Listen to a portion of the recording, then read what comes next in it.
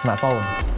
ตั้งปี Hollywood បានផលិតតាក់ទងជាមួយនឹង feature film របស់ខ្លួនដោយប្រើប្រាស់ជាមួយនឹងប្រភេទទូរស័ព្ទ iPhone រួចរាល់មកឥឡូវនេះគឺមានការវែកញែកក៏ដូចជាមានសន្ទុះក្នុងការប្រើប្រាស់តាក់ទងជាមួយនឹង smartphone ហ្នឹងយកមកថតវីដេអូច្រើនមែនទែនហើយយើងក៏មិនភ្លេចតាក់ទងជាមួយនឹង Blackmagic Design របស់យើងដែរបើទោះបីជាពួកគាត់គឺជាក្រុមហ៊ុនមួយដែលផលិតកាមេរ៉ាសម្រាប់ film សម្រាប់ live ឬក៏ broadcast អីផ្សេងៗពួកគាត់ក៏គិតគូរទៅដល់អ្នកដែលប្រើប្រាស់ smartphone នៅក្នុងការផលិតវីដេអូដូចគ្នាហើយខ្ញុំជឿជាក់ថាអ្នកទាំងអស់គ្នាប្រកាសជាស្គាល់តាក់ទងជាមួយនឹង Blackmagic Cam ដែលជាកម្មវិធី free ហើយអនុញ្ញាតឲ្យអ្នកទាំងអស់គ្នាផលិតវីដេអូបែប professional បានគិតគូរប៉ុណ្ណឹងហើយគឺគាត់មិនទាន់អស់ចិត្តទេឥឡូវនេះគឺគាត់បានផលិតឧបករណ៍មួយដែលខ្ញុំគិតថាវាគឺជា game changer សម្រាប់អ្នកទាំងអស់គ្នាដែលប្រើប្រាស់ជាមួយនឹង smartphone ក្នុងការផលិតវីដេអូថត film feature film maybe ឬក៏ផលិតមាតិកាផ្សេងៗ documentary អីឡាក់នឹងឡាក់ចឹងទៅហើយឧបករណ៍មួយនោះគឺមានឈ្មោះថា Blackmagic Camera Pro Dock ដោយសារតែ smartphone របស់យើងគឺមាន port តែមួយទេអញ្ចឹងគឺក៏ដូចកាមេរ៉ាមាន HDMI មាន SDI មាន port 3.5 in out អីចឹងទៅឬក៏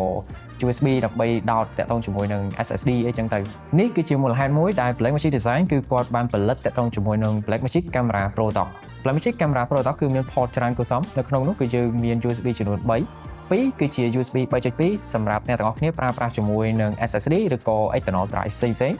មួយទៀតគឺជា USB 2.0 សម្រាប់ connect ទៅ accessory ផ្សេងៗដូចជា focus motor ឬក៏ឧបករណ៍ផ្សេងៗដែលប្រើប្រាស់ជាមួយនឹង USB ចឹងទៅហើយផលមួយទៀតគឺល្អមែនតើ HDMI output ចឹងអ្នកទាំងអស់គ្នាអាចបញ្ជូនវីដេអូ clean fit ទៅ monitor ផ្សេងៗបានហើយបើសិនជាអ្នកទាំងអស់គ្នាចង់ប្រើប្រាស់ជាមួយនឹង external mic Camera Pro Dock ក៏បំពាក់មកជាមួយនឹង port mic 3.5 stereo ឲ្យអ្នកទាំងអស់គ្នាមក port ដែរហើយបើសិនជាអ្នកទាំងអស់គ្នាចង់ monitoring សំឡេងភ្លាមៗឧបករណ៍នេះក៏បំពាក់មកជាមួយនឹង podcast ឲ្យអ្នកទាំងអស់គ្នាមួយទៀតផងដែរសម្រាប់អ្នកទាំងអស់គ្នាដែលប្រើប្រាស់ជាមួយនឹង smartphone នៅក្នុង professional set គឺយើងមាន2 port ទៀតគឺជា port សំខាន់ទី1គឺជា Gen Lock ទី2គឺជា Time Code អញ្ចឹងមក Gen Lock ក៏មាន Time Code ក៏មានដូចគ្នាអញ្ចឹងបើសិនជាអ្នកទាំងអស់គ្នាចង់ប្រើប្រាស់ smartphone 2 3ឬក៏4 5ក្នុងពេលតែមួយអញ្ចឹងទៅអ្នកទាំងអស់គ្នាអាច sync ជាមួយនឹង Gen Lock in បានហើយបើសិនជាយើងចង់ sync តាក់ទងជាមួយនឹង audio waveform ដើម្បីធ្វើការ editing ក៏អ្នកទាំងអស់គ្នាអាច sync ជាមួយនឹង Time Code បានដូចគ្នា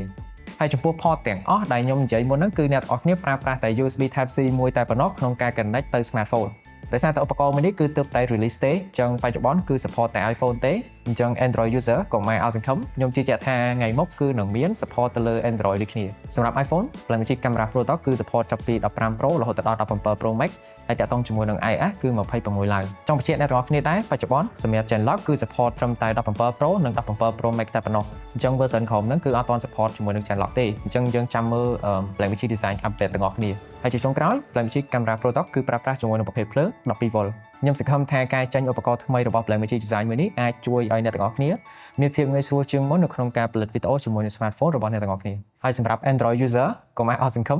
ចាំស្ដាប់ព័ត៌មានបន្តពី Blackmagic Design ទាំងអស់គ្នាហើយវីដេអូនេះគឺមានតែប៉ុណ្្នឹងទេជួបអ្នកទាំងអស់គ្នានៅវីដេអូក្រោយ